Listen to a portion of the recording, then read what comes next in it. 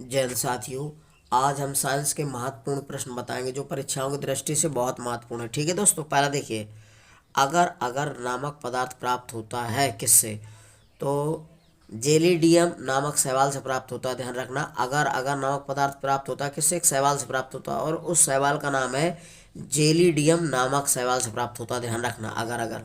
ठीक है दोस्तों, अगला है साइनोबैक्टीरिया की एक अन्य संज्ञा क्या है, तो इसको नीली हरी शैवाल भी कहा जाता है। ध्यान रखना, साइनोबैक्टीरिया की एक अन्य संज्ञा क्या है, तो नीली हरी शैवाल की संज्ञा दी गई है। ध्यान रखना, साइनोबैक्टीरिया की एक अन्य संज्ञा यानी को उपमा नाम दिया गया क्या, नीली हरी शैवाल। नीली हरी शैवाल को साइनोबैक्टीरिया भी कहा जाता है।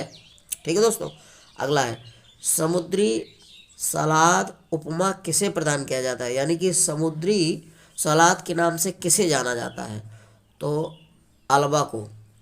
अल्बा को समुद्री सलाद के नाम से जाना जाता है। ध्यान रखना, अल्बा को समुद्री सलाद के नाम से जाना जाता है। समुद्री सलाद के नाम से अल्बा को जाना जाता है। ध्यान रखना, इसकी उपमा दी गई है, समुद्री शैवाल की काय को उपमा दी गई है, अल्बा की।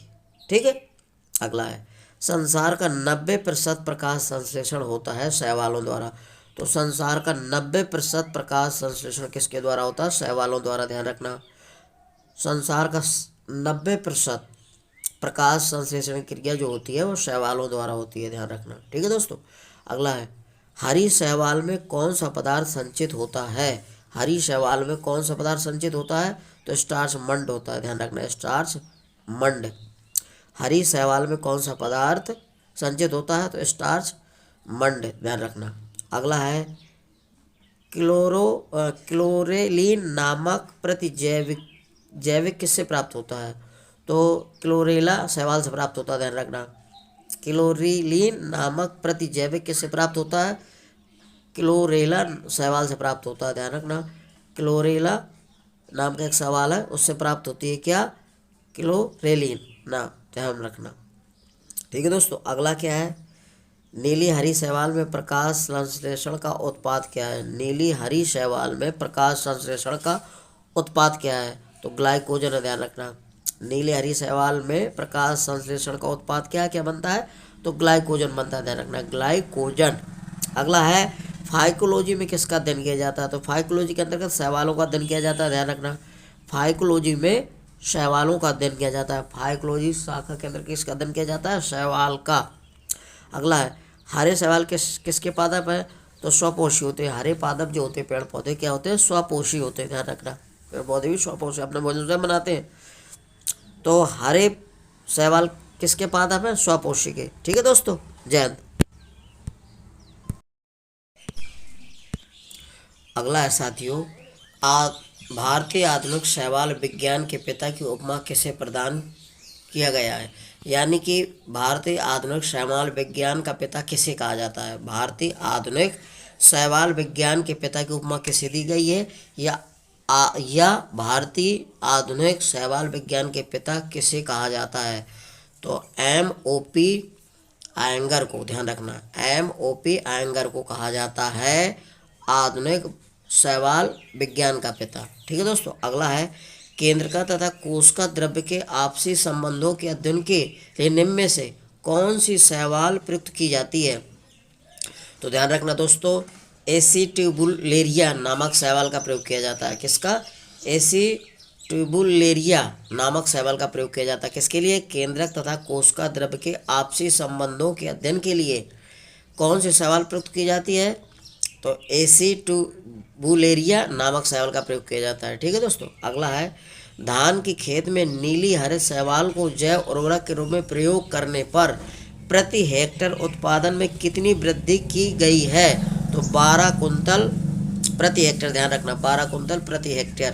धान की खेत में नीली हरी शैवाल को जैविक उर्वरक के रूप में प्रयोग करने पर प्रति हेक्टेयर उत्पादन में कितनी वृद्धि प्राप्त की गई है, 12 कुंतल प्रति हेक्टेयर के हिसाब से प्राप्त किया गया है, यानी कि एक बीघे में 12 कुंतल, सॉरी 1 हेक्टेयर में। अगला है पौधों एवं जंतुओं का संयोजक युगलिना को किस वर्ग में रखा गया है, पौधों एवं जंतु का संयोजक युगलिना है। पौधों और जंतु का संयोजक कौन है, युगलिना। उसको किस वर्ग में रखा गया है, युगलिना को, युगलिना को। तो ये शैवाल के वर्ग युगलिनिडी में रखा गया, शैवाल के वर्ग युगलिनिडी में रखा गया, ध्यान रखिएगा दोस्तों, ठीक है। शैवाल के वर्ग युगलिनिडी में रखा गया है। अगला है चाय तथा कॉफ़ी की फसलों को प्रभावित करने वाला लाल गिरोई रोग किसके कारण से होता है? तो चाय और कॉफ़ी में जो रोग लगता है, कौन? लाल गिरोई रोग होता है, वो किसके कारण होता है? तो शैवाल के कारण होता है। और शैवाल का नाम क्या है? सिफेल्यूरोस, सिफेल्यूरोस, ध्यान रखना। अगला है the total percentage of protein in cholera is में कितनी होती है? 70% होती है, ध्यान रखना। The total percentage of protein in cholera is कितनी? 70% होती है, ठीक है दोस्तों।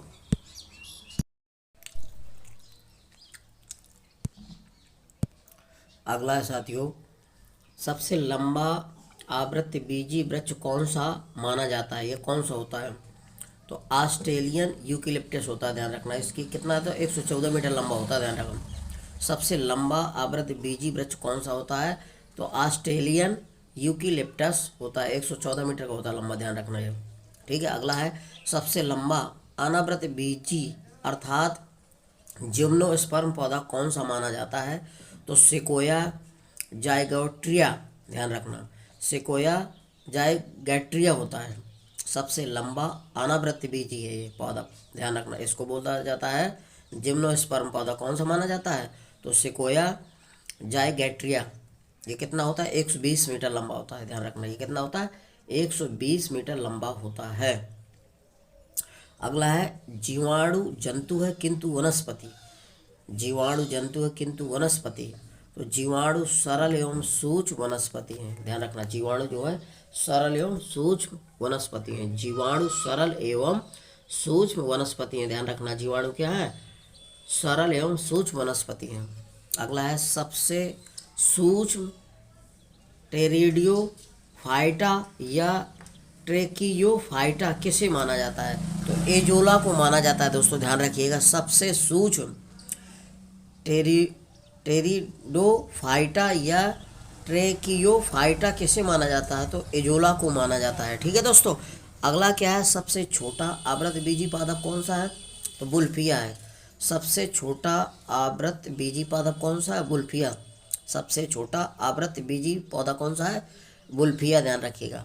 क्या है? बुल्फिया सबसे छोटा आवृतबीजी पौधा है, बुल्फिया। अगला है संसार में लगभग कितनी पौधा प्रजातियां पाई जाती हैं? कहने का मतलब संसार में कितने प्रकार के पौधों की प्रजातियां पाई जाती हैं? तो 5 लाख, ध्यान रखने का दोस्तों। संसार में लगभग 5 लाख पौधों की प्रजातियां पाई जाती हैं, कितनी? 5 लाख। अगला है पिसीकल्चर में अध्ययन किया जाता है किसका? वनों का। पिसीकल्चर के अंतर्गत किसका अध्ययन किया जाता है? वनों का। ओ सॉरी, माफ करना, पीसी नहीं तो वो तो उसके अंतर्गत किया जाता है, ये गलत है सर। ये सिल्वी कल्चर में अध्ययन किया जाता है किसका? वनों का। सिल्वी कल्चर में अध्ययन किया जाता है वनों का, सॉरी हम गलत बोल गए, ठीक है दोस्तों। तो सिल्वी कल्चर में अध्ययन किया जाता है किसका? वनों का। सिल्वी कल्चर में अध्ययन किया जाता है वनों का, ध्यान रखिएगा, ठीक है दोस्तों। सॉरी इसमें हमने गलत बता दिया, क्षमा करिएगा। जय हिंद साथियों, यदि मेरा वीडियो अच्छा लग रहा है तो मेरी वीडियो को लाइक और सब्सक्राइब करिए। जय हिंद।